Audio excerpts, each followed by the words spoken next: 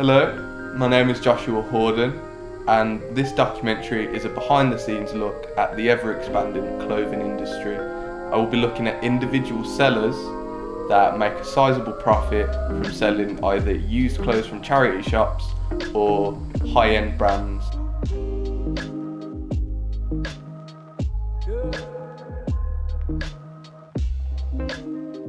So I'm here with Seb.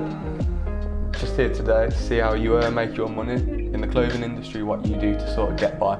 Well, at the moment I sell designer clothing online using social media like Twitter, Instagram's quite a common one. Oh, right. Various other, even Facebook and various other like social websites for buying and selling stuff. And I didn't start off like that though. I originally was selling charity clothes that I could get for cheap and whatnot. You sell them for a bit and then make a bit. Exactly, yeah. And there's quite a lot of profit to be had in vintage clothes because, there's a limited supply of them, and sometimes if you know what you're getting and what you're buying, you can make quite a bit of profit out there, you know. Oh right, okay then. So you say you started in vintage clothes. What sort of made you go into more high-end clothes like Supreme? Well, I think it was because it's there's a bigger future market for it. Most of the people who buy them don't actually wear them at all.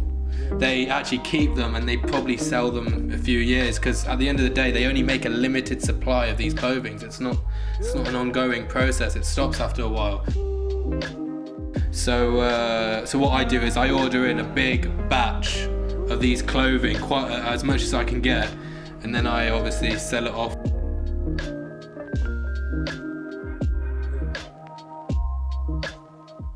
So say you make a lot of money out of what you do, would you say? Yeah, I'm making a right amount. Right, so let's say you run a website, you know, one of the websites you'd use.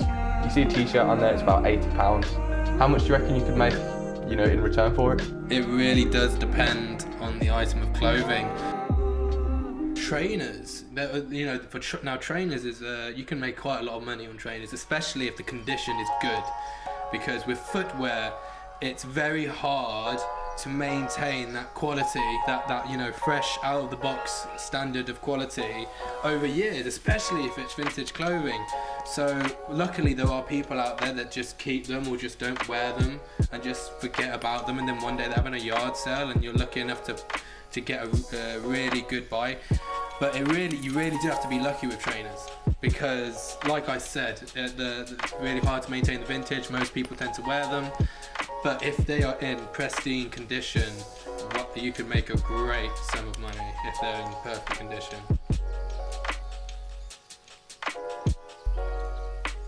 I'm here with Nathan. What do you do?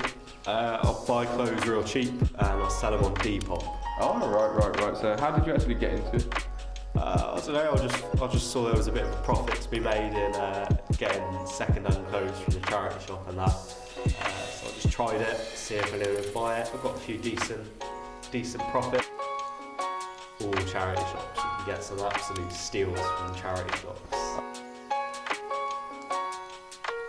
Designer items that have been, you know, sent to charity shops, they're reduced, you get them for like, you know, £5, £10, and then you can sell them on Depop for, you know, near enough original price.